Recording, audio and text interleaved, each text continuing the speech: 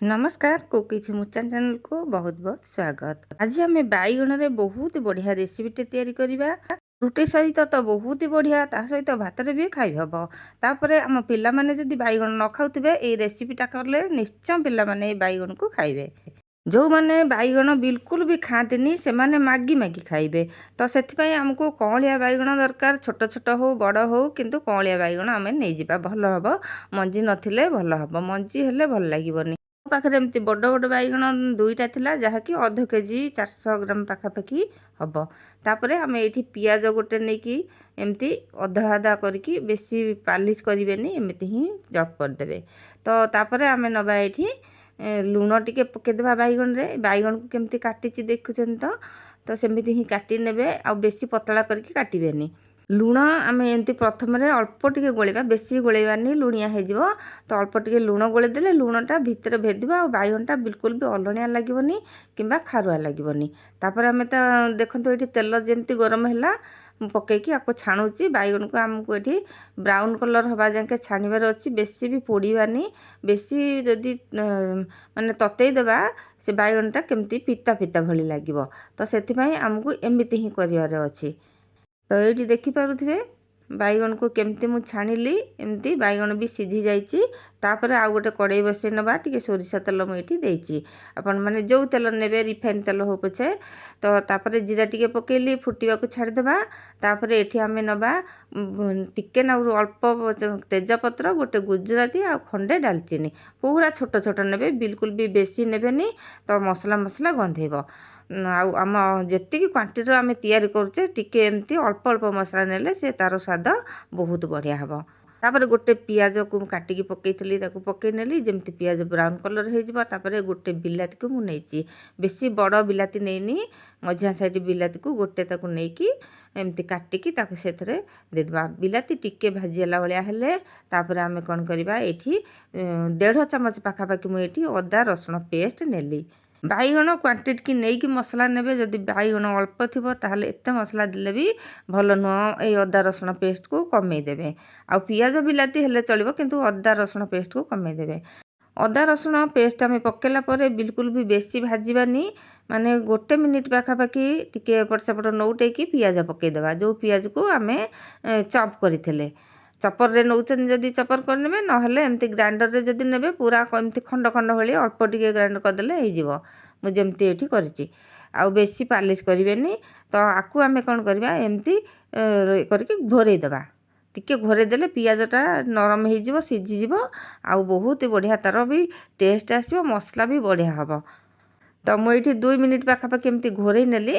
पियाज जमती टिके सफ्ट सफ्ट हो, एमती बिलाती की भी आम भल भाव से माड़ीदेवा, जमती से पूरा मिसीज। बिलातीटा खंड खंड रही।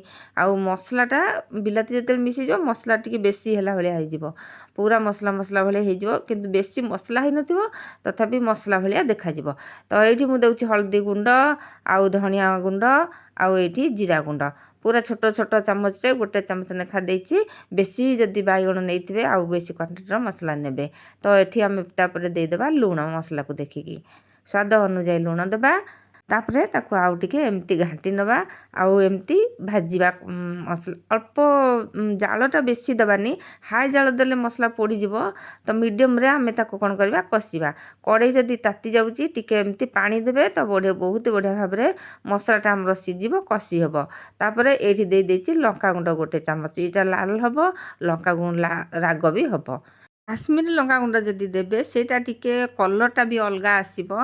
तो सेथिपई मु ताकू बिल्कुल भी दिएनी। तो एठी तापरे मु पानी टिके देकी मसला को आउ टिके भल भाव में गोटे मिनिट पाखापाखि मिसई नेली।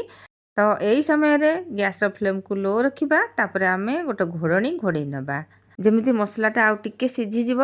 मसला को आम ये बहुत बढ़िया भाव में सिझेकी कषिबा दरकार। पुणी घोड़नी काढ़िकी आउ गोटे मिनिट पाखापाखि कषिकी किछि बड़ी से देदेबा, भजा बड़ी को खंड खंड करिकी से बड़ी को से पकईदेबा। तो जो मैंने बड़ी न खाती से माने बड़ी न पकईले चलिबो, स्किप करनेबे। किंतु बड़ी आम जदि पकेबा तार टेस्टटा पूरा माछ बिहन भली हम, बहुत टेस्टी हम। तो ये देखो मसला कषि कषि मसलाटा टिके सुखिला हो गलानी, आउ टिके पानी देदेबा। एमती अल्प टिके टिके पानी देकी जदि आम मसला को बारंबार कषिबा, तो मसला तो बहुत बढ़िया भाव में कषि हम, टेस्ट भी आसीबो। ତାପରେ ଆମେ ଏଇଠି ମେନ୍ ଜିନିଷ ଦେଇଦେବା ନଡ଼ିଆ କୋରା କିଛି ରଖିଥିଲି ବାଇଗଣକୁ ଦେଖିକି ଆମେ ନଡ଼ିଆ ଦେବା। ଦେଖନ୍ତୁ ମୁଁ ଏତିକି ଟିକେ ନଡ଼ିଆ ନେଇଛି, ନଡ଼ିଆର ଟେଷ୍ଟ ବହୁତ ବଢ଼ିଆ ଆସିବ। ବଢ଼ି ଦିଆହେଲା, ତା ସହିତ ନଡ଼ିଆ ଦିଆହେଲା। ନଡ଼ିଆ ଦେଇକି ଆଉ 2 ମିନିଟ୍ ପର୍ଯ୍ୟନ୍ତ ଆମେ ମସଲାକୁ କଷିବା। କାରଣ ଯେଉଁ ନଡ଼ିଆଟା ଆମେ ଦେଲେ ନା ଟିକେ କଷି ହେଲେ ତା'ର ଫ୍ଲେଭରଟା ବହୁତ ବଢ଼ିଆ ଆସିବ, ଟେଷ୍ଟ ମଧ୍ୟ ଆସିବ। ଏଇ ତ ହେଲା ବାଇଗଣର ସିକ୍ରେଟ୍। ମାନେ ଯେଉଁ ଲୋକ ବାଇଗଣ ନ ଖାଉଥିବେ ଆଜିର ରେସିପି ଦେଖିଲେ ଏମିତି ହିଁ ବନେଇଲେ ବାଇଗଣ ସବୁ ଖାଇଦେବେ। ତ ଦେଖନ୍ତୁ ତାପରେ ସେ ଛଣା ବାଇଗଣକୁ ପକାଇ ନେଲି। ବାଇଗଣ ତ ପୁରା ସିଝି ଯାଇଛି, କିଛି ଆ ଦେହରେ ସିଝିବାରେ ନାହିଁ। ଆଉ ବେଶୀ ସମୟ ବିଲକୁଲ ବି ଆ ଦେହରେ ରଖିବାନି। ବାଇଗଣ ପକାଇବା, ଅଳ୍ପ ଟିକେ ମସଲା ଯେମିତି ତା ଦେହରେ ଭେଦିବ ସେମିତି ହିଁ ଏମିତି ଗୋଳେଇ ନେଇକି ତାପରେ ଆମେ କ'ଣ କରିବା, ଆକୁ ଆଉ ଟିକେ ଘୋରେଇ ନେବା। ଘୋରେଇ ନେଲେ କ'ଣ ହେବ ନା ମସଲାଟା ବାଇଗଣ ଭିତରେ ଯେମିତି ମିଶିବ, ଭଲ ଭାବରେ ଭିତରକୁ ଯିବ। ତାପରେ ଏମିତି ବାଇଗଣ ଦେଇକି ଲୋ ମିଡ଼ିୟମ୍ ରଖିବା। ଆଉ ଏଇଠି ଦେଇଦେବା ବାଦାମ ଏତିକି। ଦେଖନ୍ତୁ ଏତିକି ବାଦାମକୁ ମୁଁ ଛଡ଼େଇକି ରଖିଥିଲି, ଭଜା ବାଦାମ। ଆକୁ ଗୁଣ୍ଡ କରିବା ଏମିତି ଖଣ୍ଡ ଖଣ୍ଡ କରିକି। ତାପରେ ସେଇ ବାଇଗଣରେ ଆମେ ପଛ ବେଳକୁ ପକାଇବା, ଲାଷ୍ଟ ବେଳକୁ ଆମେ ପକାଇବା ସେ ବାଦାମକୁ, ଆଗରୁ ପକାଇବାନି। ଆଉ ଯେଉଁ ଗୋଟା ମସଲାଟା ଏଥିରେ ଥିଲା, ତେଜପତ୍ର ହେଉ ଯାହା ହେଉ, ହାତରେ ଯଦି ଲାଗିବ କିମ୍ବା କେଉଁ ଦେଖିଲେ ତାକୁ ବାହାର କରିନେବେ, ବହୁତ ବଢ଼ିଆ ହେବ। କାରଣ ସେଗୁଡ଼ା ପାଟିରେ ଯେମିତି ନ ଲାଗିବ। ଆଉ ତ ଏଇଠି ଆମେ ବାଦାମ ପକାଇ ନେବା। ଟିକେ ଶୁଖିଲିଆ ହେଇଗଲା ବୋଲି ମୁଁ ଟିକେ ପାଣି ଦେଇଦେଲି। ତ ପାଣି ଦେଇ ସାରିକି ଅଳ୍ପ ଟିକେ ତାପରେ ଆମେ ସେ ବାଦାମକୁ ପକାଇ ନେବା। ତ ଦେଖନ୍ତୁ ବାଦାମକୁ ମୁଁ ଏମିତି ଖଣ୍ଡ ଖଣ୍ଡ କରିକି ନେଇ ଆସିଛି, ଆଉ ସେଇଥିରେ ପକାଇଦେଲି। ବେଶୀ ବାଦାମ ନେବେନି, ମୁଁ ଏତିକି ବାଇଗଣକୁ ଦେଖନ୍ତୁ ମୋର 1/2 କିଲୋ ବାଇଗଣ ହେବ। ତ ବାଦାମ ମୁଁ ନେଇଛି ଅଧ ମୁଠା ପାଖ।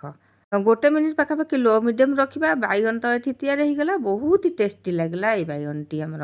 ତ ଟିକେ ପାଣି ଅଂଶ ରଖିଥିବେ, ଆଉ ପଛ ବେଳକୁ ଏମିତି ସେ ଶୁଖିଲା ଭଳିଆ ହେଇଯିବ ରହିଗଲେ କିଛି ସମୟ। ତ ବହୁତ ବଢ଼ିଆ ଟେଷ୍ଟି ରେସିପିଟେ ତିଆରି ହେଲା ନା। ତ ଆଜିର ରେସିପି କେମିତି ଲାଗିଲା ନିଶ୍ଚୟ କମେଣ୍ଟରେ ଜଣାଇବେ। ରହୁଛି, ପୁଣି ଆଗକୁ ଆସି ଏମିତି ନୂଆ ରେସିପି ନେଇ। ଜୟ ଜଗନ୍ନାଥ।